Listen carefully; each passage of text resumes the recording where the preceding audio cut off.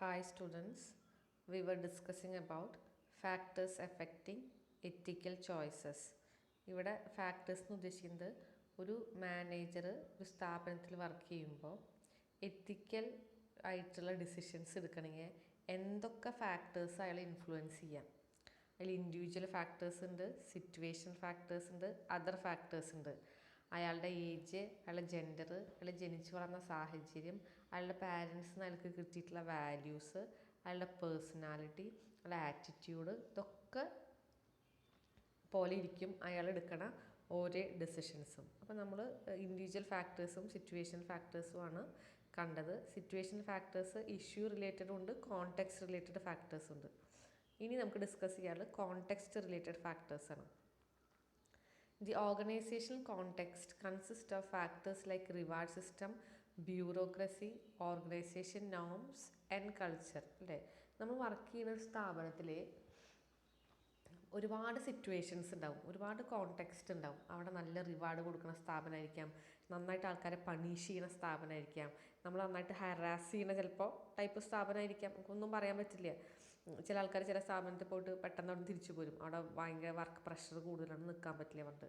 ചിലപ്പോൾ ഫ്രണ്ട്സും അല്ലെങ്കിൽ കൊളീഗ്സൊക്കെ ഒരുപാട് മെൻ്റലായിട്ട് സ്ട്രെസ് ചെയ്യുന്നത്, ജൂനിയേഴ്സ് വന്ന ആൾക്കാരെ കൊണ്ട് കൂടുതൽ പണിയെടുപ്പിക്കുക, അങ്ങനത്തെ ഒരു ആറ്റിറ്റ്യൂഡുള്ള സ്ഥാപനമായിരിക്കാം. ബ്യൂറോക്രസി അല്ലേ, റെഡ് ടൈപ്പിസം, ഇതൊക്കെ നമുക്കറിയാം. ഗവൺമെൻറ് ഓഫീസേഴ്സൊക്കെ ആണെങ്കിൽ കൈക്കൂലി മേടിക്കുന്ന ഒരുപാട് ആൾക്കാരുണ്ടാവും. ചുവപ്പ് നാടുകൊണ്ട് ഓരോ ഫയൽ കെട്ടിയിടുന്നിട്ട് വേണച്ചിട്ട് മറ്റുള്ളവരെ കാര്യങ്ങൾ ചെയ്യാണ്ടിരിക്കുക, അങ്ങനത്തെ സ്ഥാപനം ഉണ്ടാവാം.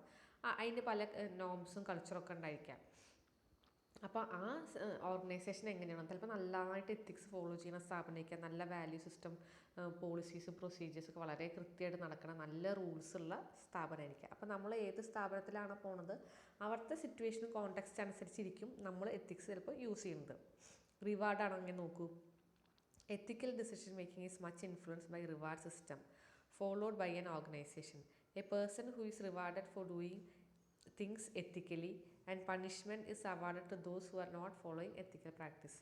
ചില സ്ഥാപനത്തിൽ നന്നായിട്ട് റിവാർഡ് കൊടുക്കും, നന്നായിട്ട് എത്തിക്സ് ഫോളോ ചെയ്യുന്ന ആൾക്കാരാണെങ്കിൽ അവർക്ക് റിവാർഡ് കൊടുക്കും. അല്ലാത്ത ആൾക്കാർക്ക് പണിഷ് ചെയ്യുന്ന സ്ഥാപനമാണെങ്കിൽ നമ്മൾ ഓട്ടോമാറ്റിക്കലി എന്താ ചെയ്യുക, അവിടെ വർക്ക് ചെയ്യുന്ന മാനേജേഴ്സ് എത്തിക്സ് പ്രിൻസിപ്പിൾസും ഫോളോ ചെയ്യും. Authority, it is possible that employees are directed to do unethical things by superiors.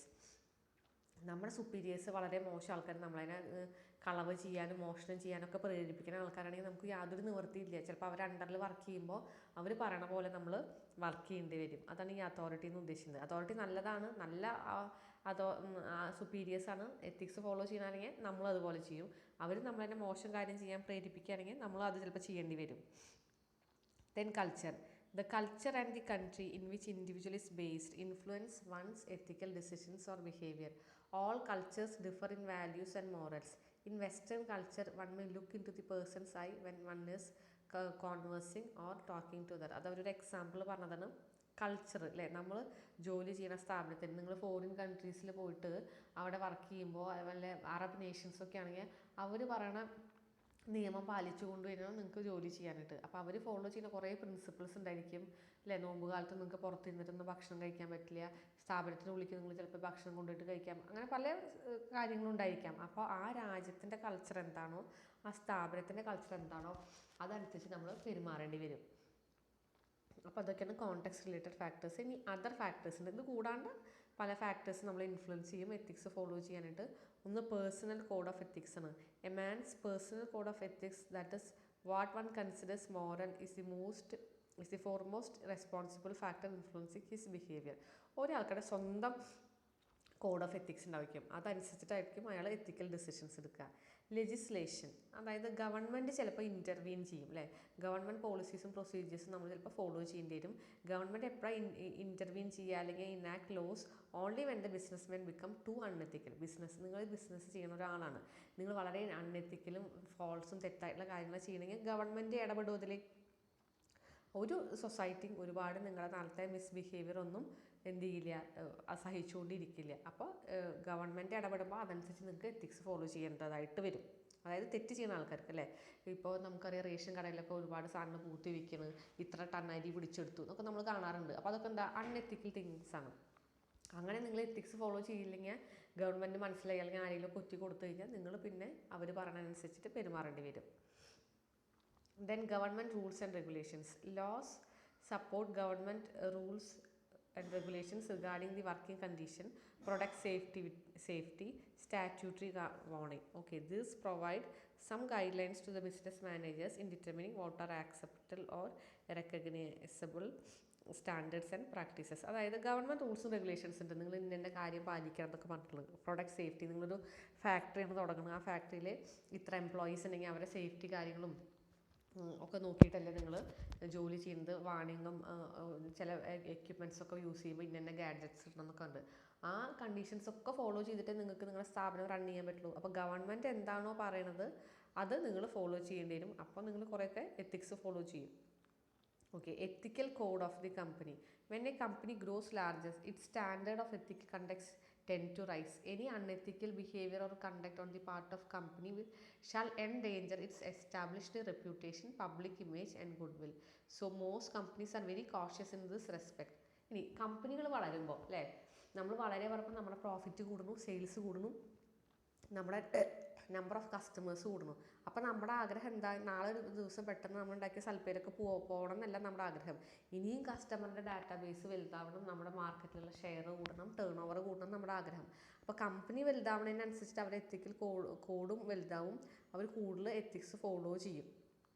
Okay, അപ്പോൾ അതനുസരിച്ച് നിങ്ങൾ വർക്ക് ചെയ്യുന്ന സ്ഥാപനത്തിൽ നിങ്ങളും എത്തിക്സ് ഫോളോ ചെയ്യും. Then social pressure. Social forces and pressures have considerable influence on ethics in business. If a company supplies substandard products and get involved in unethical conduct, the consumers will become indifferent towards the company. നിങ്ങൾക്ക് സൊസൈറ്റിയിൽ നിന്നും pressure ഉണ്ടാവും. നിങ്ങൾ വളരെ മോശം products ആണ് വിൽക്കുന്നതെങ്കിൽ എന്തുണ്ടാവും, automatically കൺസ്യൂമേഴ്സിന് മനസ്സിലായി കഴിഞ്ഞാൽ ക്വാളിറ്റി ഇല്ല പറഞ്ഞു കഴിഞ്ഞാൽ കൺസ്യൂമേഴ്സ് ഒന്ന് പതുക്കെ വിഡ്രോ ചെയ്ത് നിങ്ങൾ കുറയും. അതുപോലെ സൊസൈറ്റിയിൽ നിങ്ങളിപ്പോൾ ഒരു സ്ഥലത്ത് ഒരു അച്ചാർ കമ്പനി ഉണ്ട് വിചാരിക്കും, അവിടെ നിങ്ങൾ ഒരുപാട് പോയ്സണസ് സബ്സ്റ്റൻസ് ഒക്കെ ഉപയോഗിക്കുന്നു, അവിടെ ആ സ്ഥലത്തുള്ള ആൾക്കാർക്കൊക്കെ അതൊരു എൻവയോൺമെൻറ്റ് പൊല്യൂഷൻ കാര്യങ്ങളും ക്രിയേറ്റ് ചെയ്യുന്നത്. അപ്പോൾ ആ സൊസൈറ്റിയിൽ നിന്ന് നിങ്ങൾക്കൊരു പ്രശ്നം ഉണ്ടാവും. അതായത് യൂസ് ഗുഡ് പ്രോഡക്ട്സ്, അല്ലെങ്കിൽ നിങ്ങൾ കമ്പനി അടച്ചു പൊക്കോളൂ എന്നൊക്കെ ഉണ്ട്. ലൈക്ക് കൊക്കക്കോള പ്ലാന്റൊക്കെ വന്നപ്പോൾ പ്ലാച്ചിമടയിലൊക്കെ വെള്ളം ഊറ്റുക എന്ന് പറഞ്ഞിട്ട് നമുക്ക് കുറേ പ്രശ്നമായി. ആ ഭാഗത്തുള്ള ആൾക്കാർക്കൊന്നും വെള്ളം കിട്ടില്ല, കുറേ ആൾക്കാർ സമരം ചെയ്യാനൊക്കെ പോയി. അതെന്താ, societal പ്രഷറാണ്.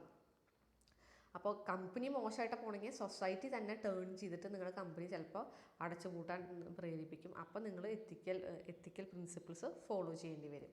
Then ethical climate of the industry. Modern industry today is working in a more and more competitive atmosphere. Hence, only those firms which strictly adhere to the ethical code can retain its position unaffected in its line of business. അല്ലേ, നമ്മുടെ ഇന്നത്തെ സമൂഹത്തിൽ നിങ്ങൾക്ക് work ചെയ്യണമെങ്കിൽ നിർബന്ധമായും നിങ്ങൾ എത്തിക്കൽ code contact maintain ചെയ്താൽ മാത്രമേ നിങ്ങൾക്ക് ബിസിനസ് സക്സസ്ഫുൾ ആയിട്ട് കൊണ്ടുപോകാൻ പറ്റുള്ളൂ. When other firms in the same industry are strictly adhering to ethical standards, the firm in question should also perform up to the level of standard, up to level of others. നിങ്ങളുടെ അതേപോലത്തെ സ്ഥാപനങ്ങൾ നമ്മുടെ സമൂഹത്തിൽ നല്ല എത്തിക്കൽ principles follow ചെയ്ത് work ചെയ്യുന്നു. നിങ്ങളുടെ സ്ഥാപനം ഒരു എത്തിക്കൽ കോഡും ഫോളോ ചെയ്യുന്നില്ലെങ്കിൽ നിങ്ങൾ നിർബന്ധമായിട്ടും അവരെ പോലെ ആവേണ്ടി വരും. എന്നാൽ മാത്രമേ നിങ്ങൾക്ക് ഈ എൻവയോൺമെൻറ്റിൽ സർവൈവ് ചെയ്യാൻ പറ്റുള്ളൂ. Okay, this is all about the factors affecting ethical choices. അടുത്തത് ethical issues and ethical dilemma in business. Ethical issues എന്ന് പറഞ്ഞാൽ നമുക്ക് ആ ടേം കേട്ടാൽ മനസ്സിലാവും എന്താണ് എത്തിക്കൽ ഇഷ്യൂസ് എന്നുള്ളത്. എത്തിക്കൽ ഡൈലമ എന്ന് പറഞ്ഞാൽ, dilemma is a situation where you have a confusion. Okay, ഒരു തീരുമാനം എടുക്കാനുള്ള ഒരു കൺഫ്യൂഷൻ സ്റ്റേറ്റിനാണ് നമ്മൾ ഡൈലമ എന്ന് പറയുന്നത്. അപ്പോൾ എന്താണ് എത്തിക്കൽ ഇഷ്യൂസ് എന്ന് നോക്കാം ആദ്യം.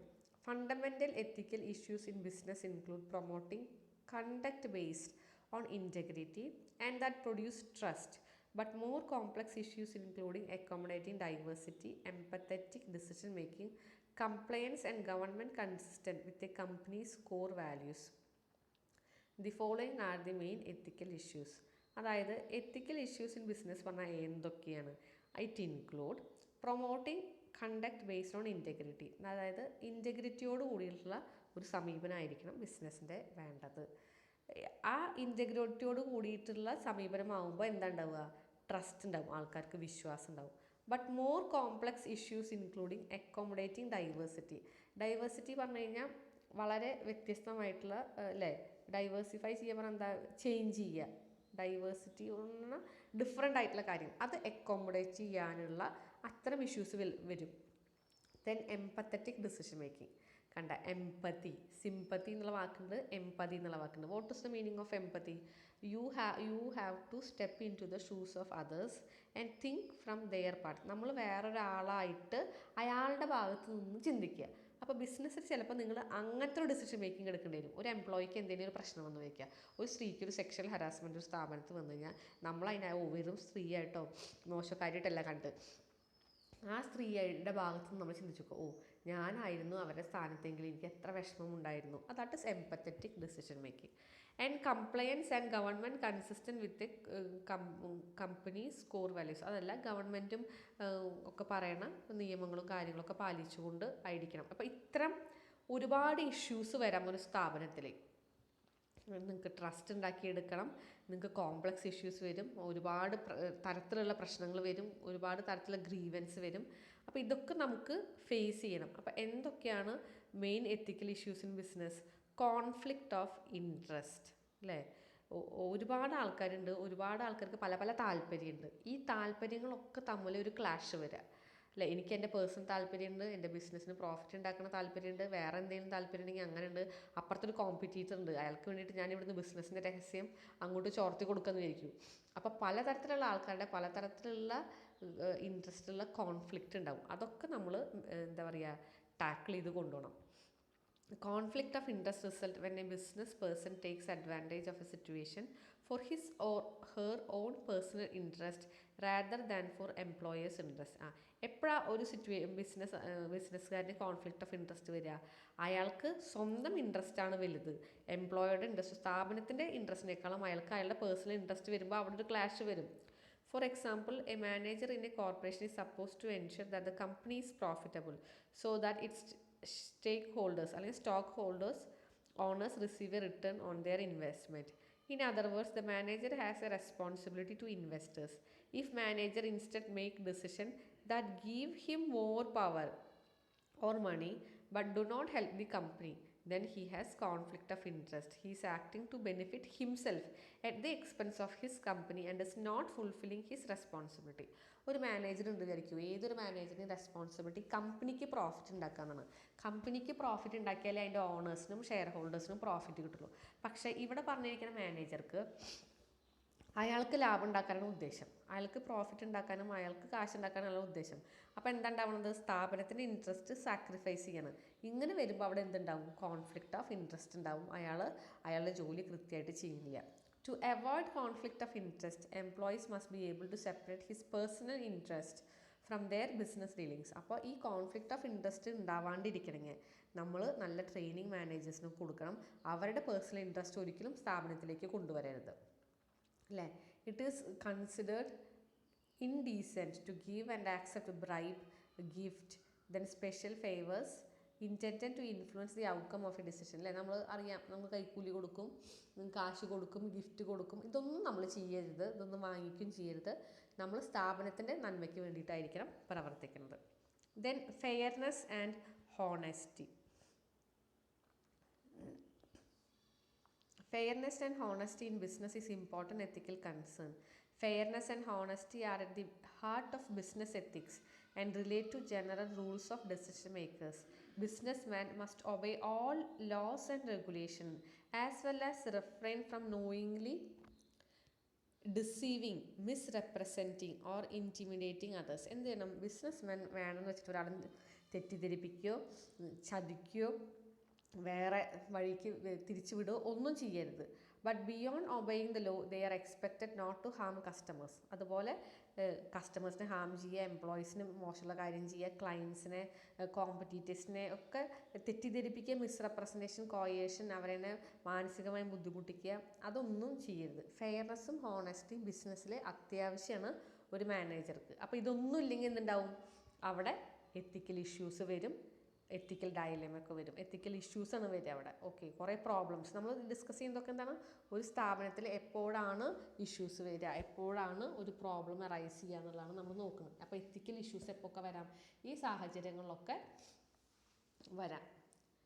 Then, although numerous laws have been passed to promote competition and make monopolistic practice illegal. Companies sometimes gain control over market by using questionable practice that harm competition. അല്ലേ, competition പാടില്ല എന്നൊക്കെ നമുക്കറിയാം, പറയുകയൊക്കെ ചെയ്തിട്ടുണ്ട്. പക്ഷെ എന്നാലും ചിലപ്പോൾ ചില ബിസിനസ് സ്ഥാപനങ്ങൾ അൺഫെയർ ട്രേഡ് പ്രാക്ടീസൊക്കെ കൊടുന്ന് കോമ്പറ്റീഷനൊക്കെ വെറുതെ കൊടുന്ന് മറ്റുള്ളവരെ ഉപദ്രവിക്കാൻ നോക്കും. അതൊന്നും നമ്മൾ ചെയ്യാൻ പാടില്ല. Then communication, it is another area in which ethical concerns may arise.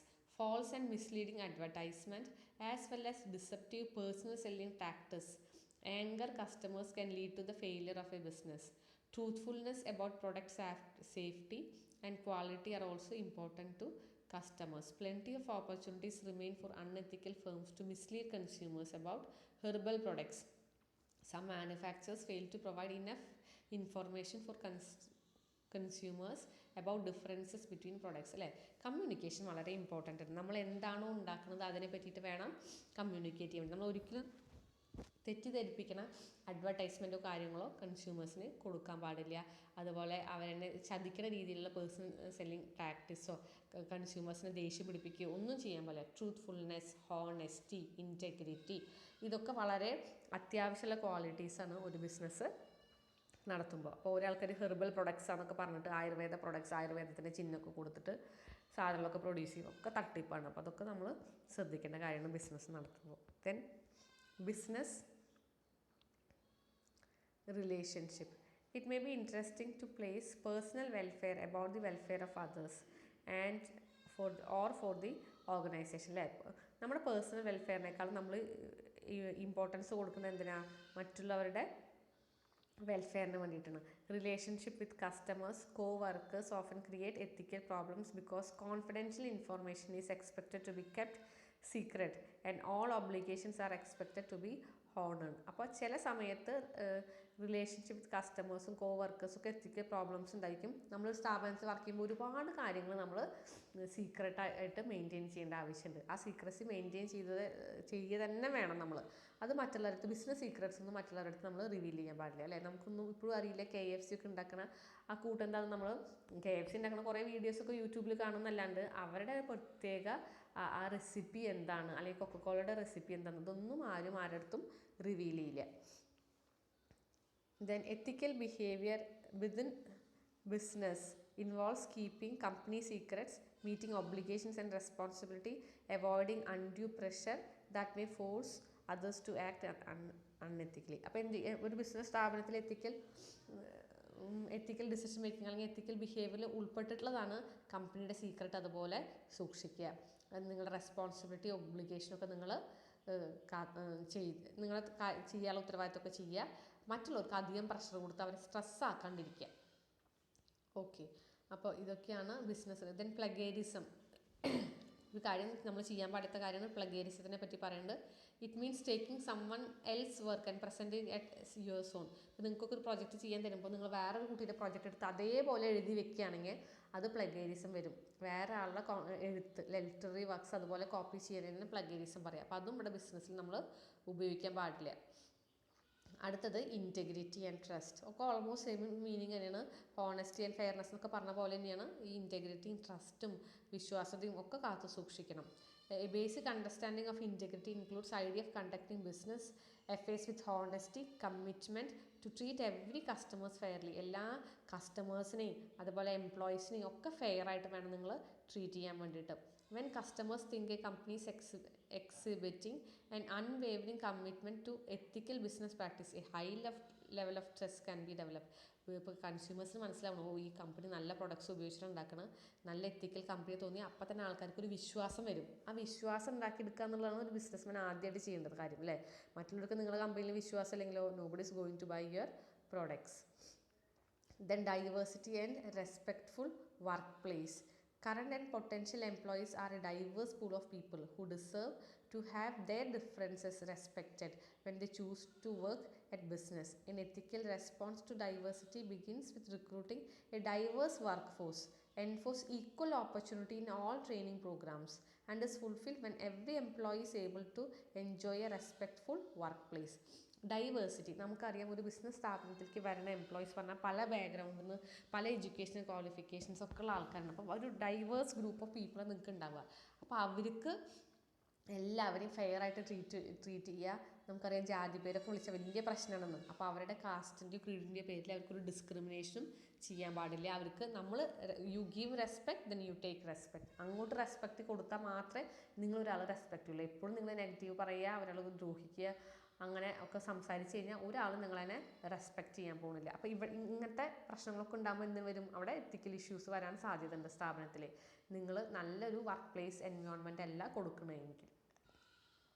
Then decision making issues. A useful method of exploring ethical dilemmas and identifying ethical course of action includes collecting the fact, evaluating alternative actions, making a decision, testing the decision for fairness and reflecting the outcome.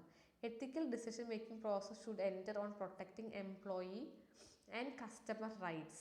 അപ്പോൾ നമ്മൾ എംപ്ലോയിനെ protect ചെയ്യണം, customer rights നോക്കണം. Then make sure that all operations are fair and just. എല്ലാ കാര്യങ്ങളും fair ആണ്, ജസ്റ്റാണ്, കൃത്യമായിട്ടാണ് പോകുന്നത് അല്ലേ. നമുക്കൊരു ഡിസിഷൻ മേക്കിംഗ് ഉണ്ടാകുമ്പോൾ നമ്മൾ ഒരുപാട് ഫാക്ടേഴ്സ്, ഒരുപാട് ഇൻഫോർമേഷൻ കളക്ട് ചെയ്യണം. അതിൽ ഏറ്റവും നല്ല ഓപ്ഷൻസ്, ഇവാലുവേറ്റിംഗ് ഓൾട്ടർനേറ്റീവ് ആക്ഷൻസ്, എന്തൊക്കെ രീതിയിൽ ആ പ്രശ്നത്തിനെ സോൾവ് ചെയ്യാം എന്ന് മനസ്സിലാക്കുക. അതിന് ഏറ്റവും ബെസ്റ്റ് ഡിസിഷൻ എടുക്കുക. അങ്ങനെയൊക്കെയാണ് നല്ല ഡിസിഷൻ മേക്കിംഗ് നമ്മൾ ചെയ്യേണ്ടത്. അപ്പോൾ എല്ലാ ആൾക്കാർക്കും നല്ലത് വരുന്ന രീതിയിലായിരിക്കണം. വർക്കേഴ്സിൻ്റെ ബെനിഫിറ്റ് പ്രൊട്ടക്റ്റ് ചെയ്യുന്നു, കസ്റ്റമേഴ്സിന് ഗുഡാണ്, എംപ്ലോയീസിന് ഗുഡാണ്. ആ രീതിയിൽ വേണം നിങ്ങൾ ഡിസിഷൻ മേക്കിംഗ് ചെയ്യാൻ. Then compliance and government issue. നമ്മൾ നേരത്തെ പറഞ്ഞതാണ്, ഒരുപാട് എൻവയോൺമെൻറ്റൽ ഇഷ്യൂസ്, ഗവൺമെൻറ്റിൻ്റെ ഭാഗത്തുള്ള പ്രശ്നങ്ങളൊക്കെ ഉണ്ടാകും. അതൊക്കെ നമ്മൾ നന്നായിട്ട് തന്നെ ചെയ്യണം. ബിസിനസ്സസ് അല്ലെങ്കിൽ businessman are expected to fully comply the environmental laws, federal and state safety regulation, physical and monetary reporting statutes and all applicable civil rights. Government പറയുന്ന കാര്യങ്ങൾ, നിയമങ്ങൾ, എൻവയോൺമെൻറ്റ് ലോ ഉണ്ടാവും, എൻവയോൺമെൻറ്റ് പ്രൊട്ടക്റ്റ് ചെയ്യുന്ന ലോ ഒക്കെ ഉണ്ടാവും. അതൊക്കെ പാലിച്ചുകൊണ്ട് ഗവൺമെൻറ് പറയുന്ന എല്ലാ റൂൾസും റെഗുലേഷൻസ്, സേഫ്റ്റി മെഷേഴ്സൊക്കെ എടുത്തുകൊണ്ട്, അതുപോലെ ടാക്സ് അടയ്ക്കുക, അങ്ങനെ ഗവൺമെൻറ്റിൻ്റെ എല്ലാ കാര്യങ്ങളും, പേപ്പർ വർക്ക്സൊക്കെ കറക്റ്റ് ചെയ്യുക. അതൊക്കെ നിങ്ങൾ ചെയ്യണം. അല്ലെങ്കിൽ നിങ്ങൾക്ക് അവിടെയൊക്കെ ഇഷ്യൂസ് വരാൻ സാധ്യതയുണ്ട്. Then harassment and discrimination. Sexism, bigotry can crop up anywhere. In the working world, they are particularly toxic because of the power some employees have over others. Harassment not only makes employee miserable, it can affect their pay and their career. If harassment and discrimination happen, that produce added ethical issues. അല്ലേ, മറ്റുള്ളവരുടെ sex ഇഷ്യൂസോ അങ്ങനത്തെ സ്ത്രീകളെ ബുദ്ധിമുട്ടിക്കുക, മാനസികമായിട്ടും ശാരീരികമായിട്ടും അപകീർത്തിപ്പെടുത്തുക, ബിഗോട്രി, പുരുഷ മേധാവിത്വം ഉള്ള കാര്യങ്ങൾ, ഇതൊന്നും ചെയ്യാൻ പാടില്ല. ആൾക്കാരുടെ ഡിസ്ക്രിമിനേഷനോ ഒന്നും ചെയ്യാൻ പറ്റില്ല. Then playing favourites. ഒരാൾക്ക് വേണ്ടിയിട്ട് നമ്മൾ ഫേവറേറ്റ് ആവുക, ചില ആൾക്കാർക്ക് മാത്രം നമ്മൾ എല്ലാ കാര്യങ്ങളും ചെയ്തു കൊടുക്കുക. It becomes an ethical issue if the social connection between more important than actual ability, nepotism, hiring a relative, അല്ലേ, നമ്മൾ സ്വന്തക്കാർക്ക് ജോലി കൊടുക്കുക, ബന്ധു നിയമനം ഒക്കെ നമ്മൾ രാഷ്ട്രീയത്തിൽ കേൾക്കണതാണ്. അതിൻ്റെ പേരിൽ ചില ആൾക്കാർ രാജിവെച്ച് പോലൊക്കെ ഉണ്ടായിട്ടുണ്ട്. അപ്പോൾ അത് ഫേവറിറ്റിസം ചെയ്യാൻ, ഒരാൾക്കാരുടെ റിലേറ്റീവ്സിനെ കുറേ ജോലിക്ക് കൊണ്ടുവരിക, അവർക്ക് മാത്രം ജോലി കൊടുക്കുക, ഇതൊന്നും നമ്മൾ ചെയ്യാൻ പറ്റില്ല. പ്രൊട്ടക്റ്റിംഗ് ക്ലയൻറ്റ് പ്രൈവസി, അല്ലേ, ക്ലയൻറ്റിൻ്റെ കോൺഫിഡൻഷ്യൽ ഡാറ്റാസ് ഒന്നും നമ്മൾ മറ്റുള്ളവർക്ക് ചോർത്തി കൊടുക്കുകയൊന്നും ചെയ്യരുത്. സീക്രട്ടായിട്ട് വെക്കേണ്ട കാര്യങ്ങളൊക്കെ അതുപോലെ തന്നെ പ്രൊട്ടക്റ്റ് ചെയ്യണം. If companies are negligent about security, it becomes ethical issue. അപ്പോൾ നമ്മുടെ കാര്യങ്ങളൊക്കെ പെട്ടെന്ന് ഹാക്ക് ചെയ്യപ്പെടുക, നമ്മൾ എൻക്രിപ്ഷനും സെക്യൂരിറ്റി കാര്യങ്ങളൊന്നും ചെയ്തിട്ടില്ലെങ്കിൽ all this creates different kinds of ethical issues in business. അപ്പോൾ എങ്ങനെയൊക്കെയാണ്, ഏതൊക്കെ രീതിയിലാണ് ബിസിനസ്സിൽ എത്തിക്കൽ ഇഷ്യൂസ് വരിക എന്നുള്ളതാണ് ഈ പോയിൻറ്റ്സ്, 10-11 പോയിൻറ്റ്സ് കൊണ്ട് കണ്ടേക്കുന്നത്. So ethical dilemma in business will discuss in the next class. Thank you children.